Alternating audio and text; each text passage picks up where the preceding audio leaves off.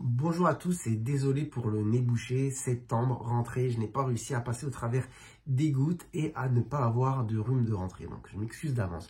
Mais justement, en parlant de rentrée, je voulais réagir au devoir, je pense que vous l'aurez vu dans le titre, je suis quand même étonné de voir qu'à une époque, on n'a jamais eu autant une aussi bonne connaissance, on va dire, de la société, de comment elle est composée, de voir qu'on donne aux enfants des devoirs à faire à la maison, qui vont se faire avec qui vont se faire avec l'aide des parents, évidemment.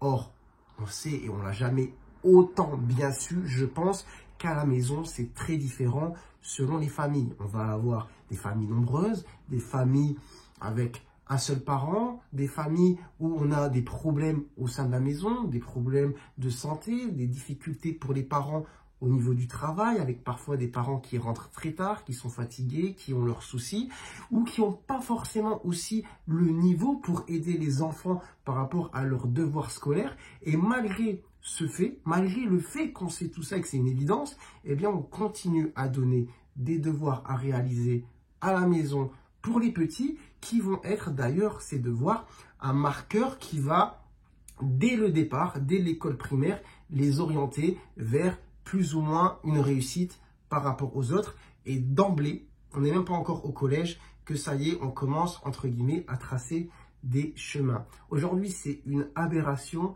malgré les inégalités sociales, les classes sociales, les différences qu'il peut y avoir au sein des foyers, de se dire, ok, tenez, vous allez faire ça à la maison, débrouillez-vous avec vos parents. Franchement, je suis médecin, je suis bien placé pour savoir que certaines personnes qui ont des enfants, tout en évidemment les éduquant de la meilleure des manières, n'ont pas forcément les capacités et les moyens pour consacrer du temps pleinement au travail des devoirs le soir à la maison. Il peut y avoir plein de raisons à cela, mais rien que le fait, comme je l'ai dit, de rentrer à une certaine heure du travail, de devoir s'occuper des différentes tâches de la maison, de gérer aussi tous les problèmes qui gravitent autour de la vie en général, parfois ne laisse pas d'espace aux parents pour aider leurs enfants, mais malgré ça, la plupart du temps, les parents le font quand même, ce qui amène chez certains à avoir un épuisement qui peut être, qui peut se rajouter à tout ce qu'il y a déjà à côté. C'est à l'école qu'on doit aider les enfants à apprendre, à lire, à compter, à écrire, etc. L'espace le soir doit être dédié soit au repos, soit aux activités extrascolaires qui devraient être d'autant plus encouragées. En France, on n'encourage pas assez. On devrait s'adapter sur d'autres systèmes scolaires qui sont à l'étranger, où on a justement cet espace de temps qui est libéré et qui permet aux enfants de se consacrer à des loisirs, à des activités sportives ou intellectuelles autres, et qui permettent d'ailleurs dès l'enfance de les orienter vers certaines, compétences ou alors, attrait pour certaines choses. Non, aujourd'hui, on en est encore sur un système qui date de je ne sais quand, où les enfants vont à l'école jusqu'à 4h30, 5h, et rentrent ensuite pour devoir faire des devoirs comme ils le peuvent avec leurs parents en fonction des situations de la vie.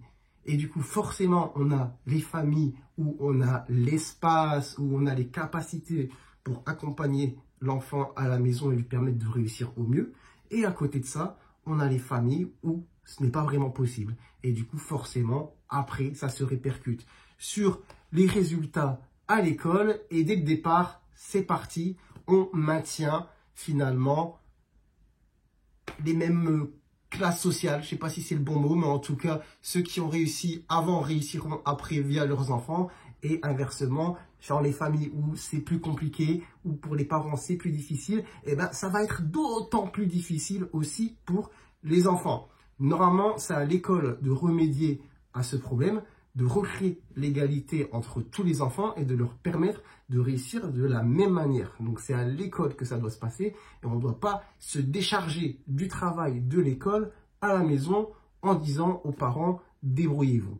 J'espère que je me suis bien exprimé sur le sujet. Désolé, j'ai rien noté, j'ai fait ça un petit peu de manière improvisation. Donc j'espère malgré tout que le message sera passé, que vous l'aurez compris, et j'espère aussi que vous serez d'accord avec moi sur ce sujet. Évidemment, vous avez le droit de ne pas l'être et de vous exprimer en commentaire sur cette thématique. Dites-moi un petit peu ce que vous en pensez, mais est-ce que vous êtes d'accord avec moi sur le fait qu'à l'école, en tout cas du moins en primaire, surtout, les devoirs, entre guillemets, ça devrait être uniquement à l'école et on devrait décharger les parents de ce genre de choses à faire pour maintenir au maximum justement l'égalité des chances de réussite pour les enfants. Voilà, sur ce, prenez soin de vous et à très bientôt j'espère pour de nouvelles vidéos. Ciao, ciao.